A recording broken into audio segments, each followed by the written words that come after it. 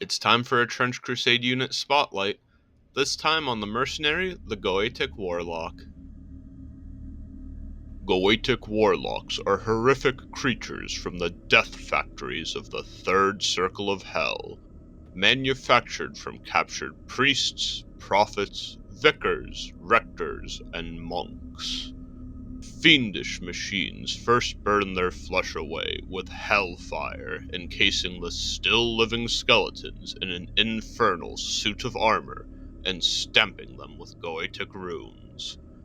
The process is so agonizing that they consent to a demonic pact to bring ends to their pain. Thus, a new Goetic Warlock is born, ready to hunt the living they once swore to protect.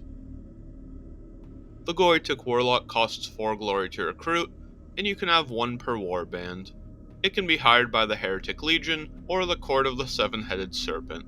If you're the Heretic Legion variant, the Knights of Avarice, you can also recruit it for 110 ducats, though it has all other restrictions and is treated like a mercenary.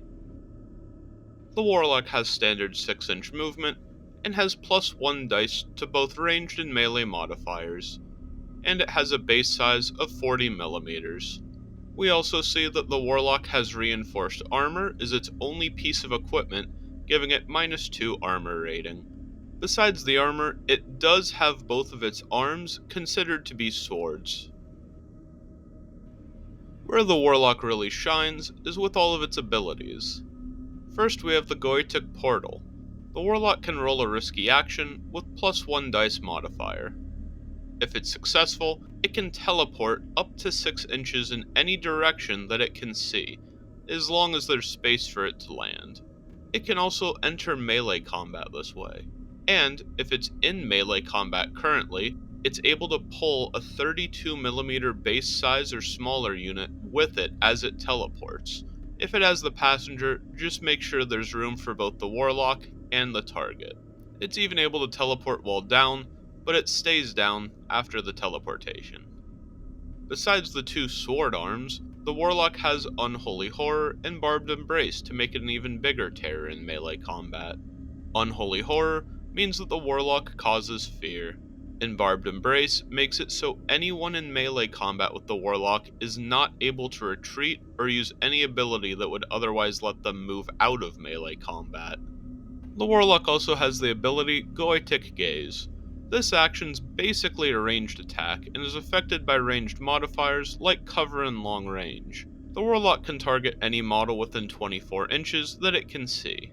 It rolls a ranged action, and if successful, the model suffers a blood marker, and if it's a critical success, they get 2. This can also target any models in melee combat without having to randomize who the target is, so it can help support allies who are in melee combat by safely applying blood markers to enemies.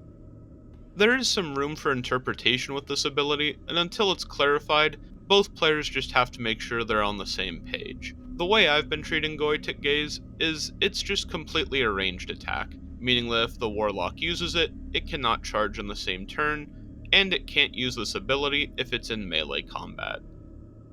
Is the Goetic Warlock a must-have for your warband? And how do you interpret the Goetic Gaze ability? Let me know in the comments below, and be sure to subscribe if you want to catch more unit spotlights for Trench Crusade.